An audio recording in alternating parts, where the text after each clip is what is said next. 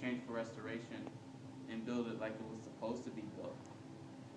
You know what I mean? Because if you look, like, I'm in American literature, and when you talk about the Indians, Native Americans, excuse me, and you run into like the conquistador mindset. Like, I've been reading about this stuff, and people using scriptures to justify treating Native Americans as if they wasn't humans, but dogs and slaves, and same thing with justifying black people, and I feel like our religion was built on that blood, that we shed to basically have America. I mean, I'm not going to say America's bad, thank God, Yeah. but it's just at the same time, I don't know if this religion was built the right way in its establishments, and so maybe not the religion, but maybe this country. Yeah, the men. Yeah, in this country. Yeah. In this country, yeah. In this country, the religion wasn't built the right way. It wasn't built on God. It was built on us, and us trying to gain more land, gain more slaves, gain more. Power hungry. Power hungry, and so now I think we can be at a time where God could come in and establish a right, Christianity, and something that's not so legalistic based. Yeah. Because it's hard for me to even say religion. Like, that's the thing, it's though. It's hard for me to say I'm religious because people already assume I'm a legalistic, I'm judgmental, I'm a fundamentalist, and it's so many terms with that. But then you get the term, I'm more spiritual than religion. So they're trying to still keep God, but at their own terms. But I think we can get to the point where we can keep God at His terms and really truly understand what He was trying to do. Yeah. Y'all got anything on that? Well, when people ask me, they're like, you're very religious. They'll say, oh, you're very religious. I tell them I'm not religious because I'm not religious. I do say I'm spiritual because religion to me now isn't the same as it used to be.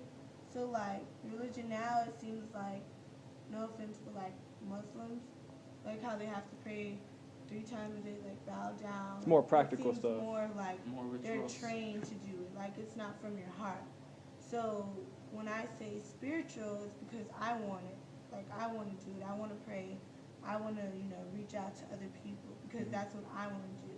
And I feel like it's a better relationship with God than doing things just because. Out of fear and out of force. Yeah, just because they say you have to do it. Mm-hmm. It's because, you want to do it from your heart. It's a passion. So Yeah. that's what I say. No, I completely understand what you're saying. Yeah. Hold it sideways because it'll mess it up. Right. Yeah.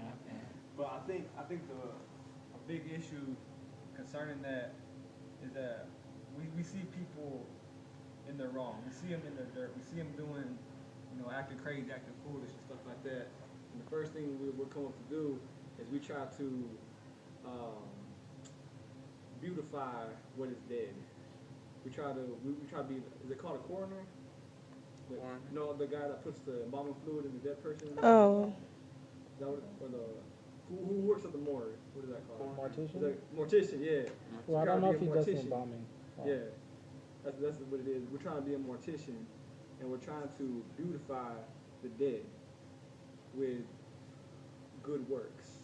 Mm-hmm. You know what I'm saying? We try to lay these good works on you, but they aren't understanding because they aren't alive to Christ. What we need to do is we need to give them Jesus instead of giving them rules. Mm-hmm. And I think that's what a lot of time where people or the church catches a lot of hate is because they see our correction as their judgment. And sometimes we do come across as very judgmental. Mm-hmm. We come across with a very self-righteous attitude. And we present the gospel in a very self-righteous way. And that's not real at all. Looking at also other statistics, when I was looking through this stuff, I found that the church looks a lot. The statistics show that the present day church and non-religious folk live very similar. Like And I was like, wow, that's pretty shocking.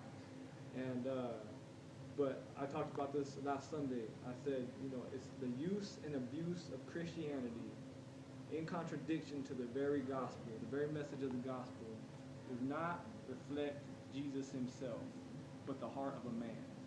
We're going to mess up. We're flawed. We're in flesh still. My flesh wants what's wicked. It wants to please itself, and by pleasing itself, it does a lot of wicked things. And so I need Christ. I need Christ so I can get my mind right. I need Christ so that he can challenge those selfish ways in me that make me do evil.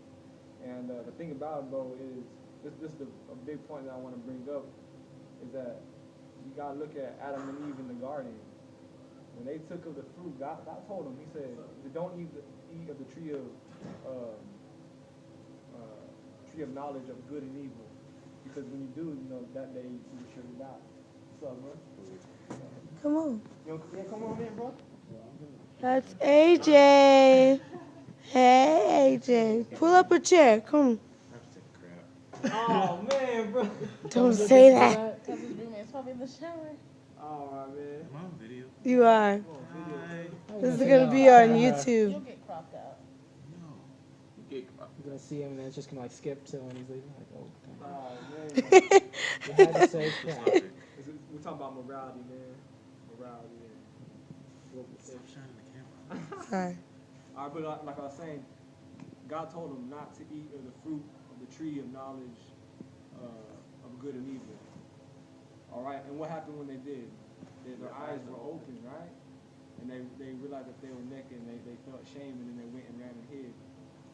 But I was listening to an apologist one time, and he was talking about this, and he said what happened that day was they realized that they were naked, and they had knowledge of good and evil. And what Adam and Eve did, and every person inherently from then on out had the power to redefine what was good and what was evil, to completely redefine morality. And so that's what we're seeing a lot today, is that, I mean, you hear it in the music, you see it on TV, on the sitcoms, we got boyfriend and girlfriend still living with each other. God don't honor that. We got, I mean, if the word says, like homosexuality is wrong, then it's wrong. And I feel like I'm free to speak on that because I struggled with that. I struggled with that for a little bit while I was a kid. If the Bible says, smoking and drinking and doing those things are wrong, then it's wrong. I mean, we have discussions. It's a controversial issue over weed because weed, at my age, is not that bad for me. Weed doesn't kill people. There are more car accidents, people dying from other things other than smoking weed. I hear your argument, but if God said not do it, why do you redefine morality then? Why do you call what God called bad good? And why do you call what is good bad? You know what I'm saying? That's the whole issue there. But I understand weed has its purpose in the eyes and stuff like helping with glaucoma and stuff like that. And it's got a purpose, but outside of that purpose, what are you doing? What are you saying? Just on what you say, I mean, I think a lot of that though is really for Christians. You know what I mean? Because if you believe in God and what He says, then of course you should follow. That's but if you don't believe in God, then that doesn't apply to them. Yeah, or I shouldn't expect it maybe. Yeah, I mean, it's hard to you get mad at a sinner for not doing the right thing, but it's kind of foolish because he is a sinner. So what do you expect from him? No, that's a good point. That comes along with, like I told you earlier, are we beautifying the dead or are we giving them Christ? But also too is that, but if this country proclaims to be 85% Christian, but Jay-Z is still making top 10 on BET, if that kind of music is still popping and we blast that, loud in our car when we roll down our windows, and I don't know. I know I'm stepping on shoes, but I'm just challenging. I just want to open your eyes to the way we think, open your eyes to morality. I mean, it's a big issue. When I talk about the slump of the nation, where we're going down, is that I'm faced now with a problem in my hand. Do I borrow money, or do I, maybe save it and try to work? I know the situations are different, but that's a moral question. How do I handle my money? If I handle it immorally, or me and all the other million people who handled it immorally, I mean, that's gonna make an impact. I don't know. I think it's a big issue now. I think it's something that we haven't taken very seriously. Y'all got anything to say on any other issue, maybe of morality that we haven't talked on? Man, I just have a question. I mean, do you consider this nation Christian? Mm-hmm. Yeah, that's a good point. I guess I could speak for myself, man. I just say that I know what my relationship is with Christ, and I've seen the fruit from it, and I know I've seen a lot of good in a lot of people, and I know a lot of people are still searching.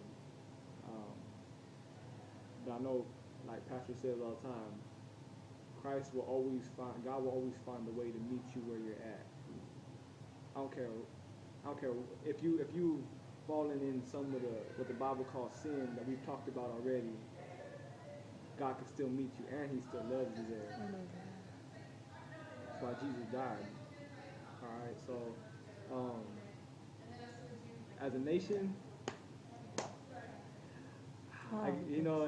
that's hard, man. That's a hard question. I don't know. I would like to say that we are still, but we're just not taking our place. You got something there? Oh yeah. I'd